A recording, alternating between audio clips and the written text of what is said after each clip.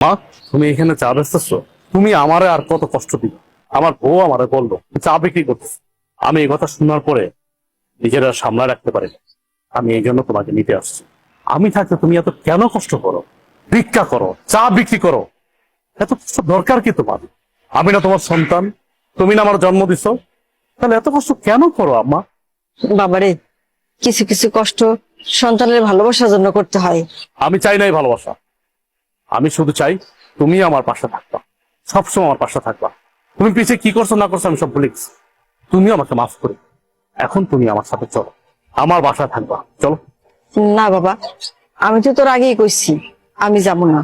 আমি চাই না তোর সংসার অশান্তি হোক, তোরা ভালো থাক, এটাই আমি চাই। তুমি এটা কেমন কথা বলতেছো? আমার সংসার অশান্তি? আমি যেদিন থেকে আমার বউরে বিয়ে করছি সেদিন থেকে তো আমার জীবন অশান্তি শুরু হয়ে গেছে। তুমি আর নতুন করে কি অশান্তি শুরু করবা?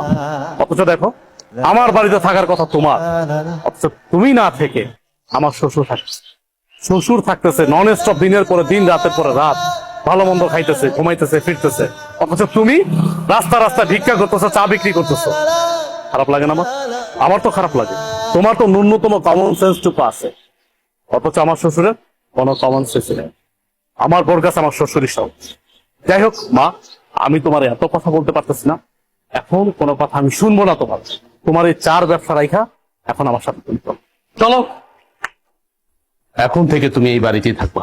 তুমি এত কিছুর পরেও সেই তোমার মাকে বাড়িতে নিয়ে এসছো, আমাকে তোয়াক্কা করে তুমি তোমার মাকে নিয়ে আসছো। তোমাকে কি তোয়াক্কা করবো?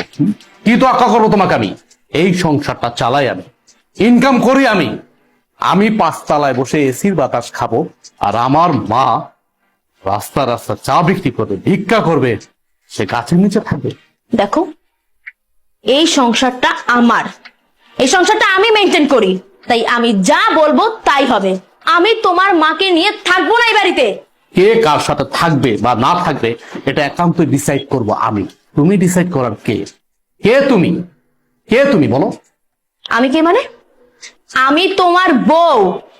এই বাড়িটা আমার, আর এই সংসারটাও আমার। এই সংসারের সব দায়িত্ব আমি পালন করি, তুমি তো তেমন কিছুই করো না। সো আমি এই সংসারে যে ডিসিশন দিব সেটাই ফাইনাল। আর তোমার মা তোমার ছোট ভাইয়ের ঘরে টিকতে পারেনি, আমার ঘরে কেন টিকবে? হ্যাঁ, তোমার কি মনে হয় যে উনি অত ভালো একটা মেয়ের সাথে টিকতে পারলো না, আমার সাথে টিকতে পারবে? কখনোই না। আমি তোমার মাকে নিয়ে এই এক ছাদের নিচে কোনো দিনও থাকবো না। এখনো সময় আছে, তোমার মাকে বের করো। বাহ, এই বাড়ি তোমার, তোমার কথা মতো চলবে। এই বাড়ি আমার, আমি আমার টাকায় কিনেছি, পরিশ্রমের টাকা দিয়ে কিনেছি। আর চাকরিটা করতেছি পরিশ্রম করে, কিন্তু চাকরি করে টাকা উপার্জন করি। হ্যাঁ মানলাম, তোমার বাবা আমাকে চাকরি দিয়েছে, সে অনেক সহযোগিতা করছে, আমি প্রয়োজনে তার টাকা দিয়ে দেব। কিন্তু তুমি কোনো কথা বলবা না আমার মার বিষয়ে। আমি বাইচা থাকতে তোমার মা এই বাড়িতে থাকতে পারবে না, তাহলে তোমার সাথে আমার সংসার টিকবে না। কি হয়েছে মা, এত চিল্লাচিল্লি করছিস কেন? আপনার মেয়ে আমার মাকে এই বাড়ি থেকে বের হয়ে যেতে বলছে। আমার মাকে সে সহ্যই করতে পারতেছে না। আপনি জিজ্ঞেস করেন কেন আমার মাকে সে সহ্য করতে পারতেছে না? আমার মা গরিব, এই জন্য। বাবা দেখো, মহিলার দিকে তাকাও। এই সেই মহিলা যে কিছুক্ষণ আগে আমাদের কাছে চা বিক্রি করেছিল। আর উনি আমাদের কাছ থেকে টাকা কেন নেয়নি জানো? কারণ উনি আমার আদরের শাশুড়ি, আমার এই হাজবেন্ডের একমাত্র মা, ফকিন্নি মা, যার কারণে আমাদের কাছ থেকে টাকাটা তখন নেয়নি সে।